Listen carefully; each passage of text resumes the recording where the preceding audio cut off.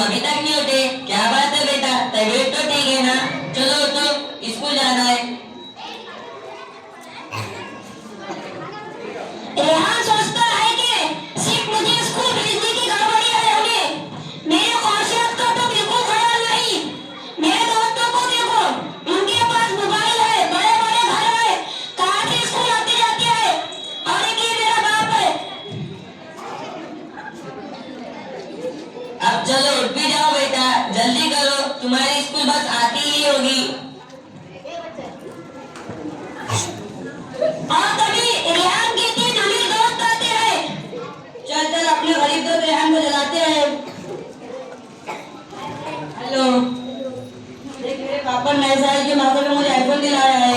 देख मेरे पापा ने नए साल के मौके पर अमेरिका से खास जॉकेट मंगाई है। देख मेरे पापा ने मुझे नए साल के मौके पे इस पर बाइक दिलाई है। तेरे पापा ने नए साल के मौके पे तुझे क्या दिया है?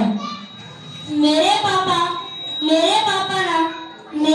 मुझे बर्थडे पर गिफ्ट देंगे। ठीक है, मैं तो स्कूल को जाने को देरी हो रही है, ठीक है चलते हैं। बर्थडे पे गिफ्ट देंगे।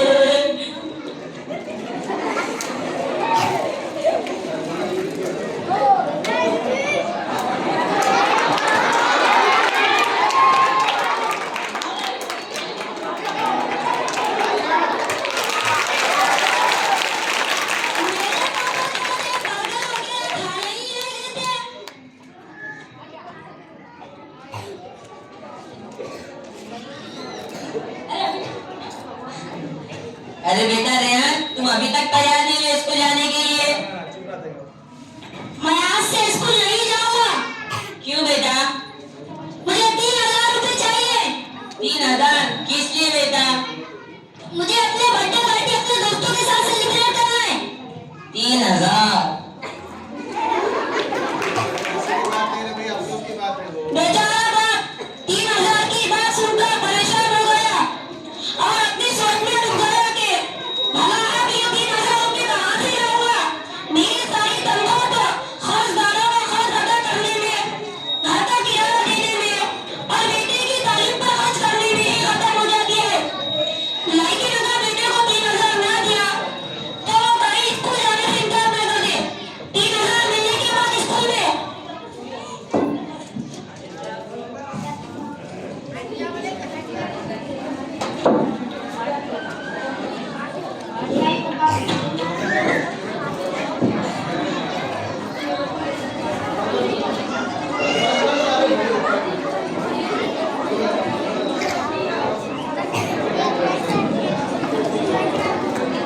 रेहान, तू बर्थडे की पार्टी तो देगा ना?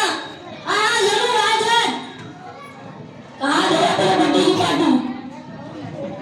तेरे घर ही रहते हैं। मेरे पापा तो बहुत बोरिंग है। मेरा घर वैसे भी बहुत दूर पड़ेगा। क्यों नहीं आतिफ के घर पे पार्टी करते हैं? हाँ हाँ, क्यों नहीं।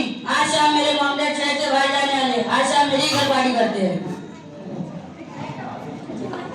साइलेंट साइलेंट, अपनी बातें बंद करो और स्टडी पे ध्यान दो। शाम 8 बजे आतिफ के घर का मंजर।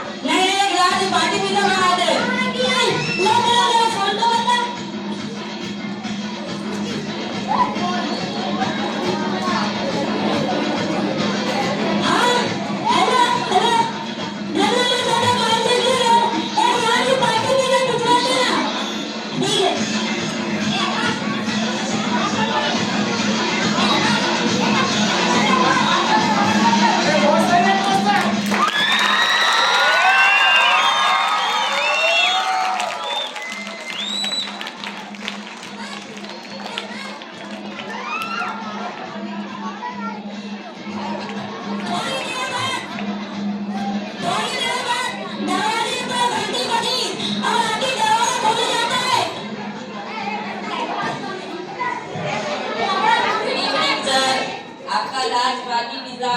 लो बेटा कितना टाइम लगा दे आने में?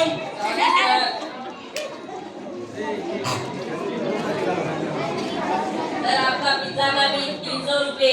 तो यार मेरा 300 रुपए तो देना। 300 रुपए? Very chip. ले लो 300 रुपए और मेरी तरफ से 50 रुपए टिप दे देना। लेकिन दली बाप और बेटे ने एक दूसरे को देख लिया। बाप कभी आईराई से 50 के नोट को देखा तो कभी अपने बेटे को। सबने की हालत में वो बाप नीचे गिर गया। सोच रहा है कि 3000 रुपए के लिए खर्च की अदायगी की और घर के किराए को रोक कर खुशी से घर पर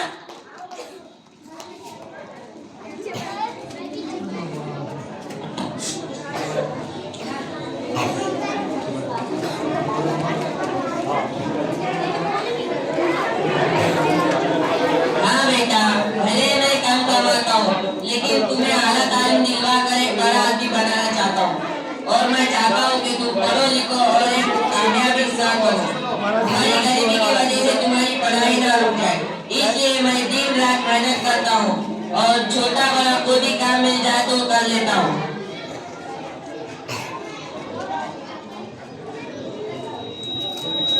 तभी घर के दरवाजे पर मालिक मकान और घर वसूल करने वाला आ पहुंचे।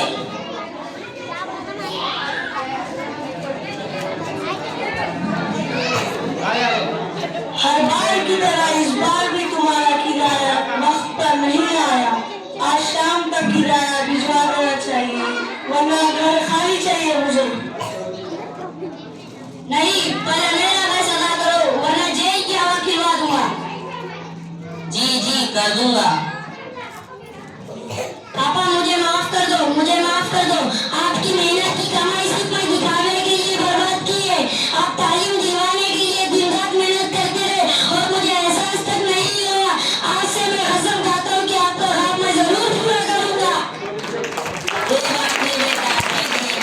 जब जागो जब सवेरा, जब जागो तब सवेरा, ठीक है बेटा।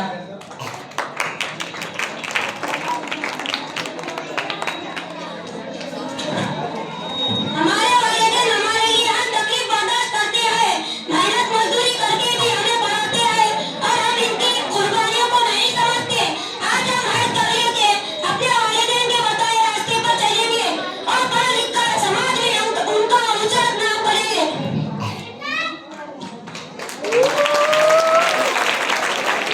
माशाल्लाह बेटो, बहुत बेहतरीन तरीके से जो है ये बच्चों ने प्रोग्राम आपके सामने पेश किया है। आप बच्चे खास तौर से इसका मकसद आप लोगों को जो है जागरूक करना है, आप लोगों को जगाना है कि आपके वालिदैन बहुत मेहनत से पैसे कमा कर ला रहे बेटे। इसलिए मेहरबानी करो, जो वालिदैन आपके मेहनत मजदूरी कर बहुत मेहनत से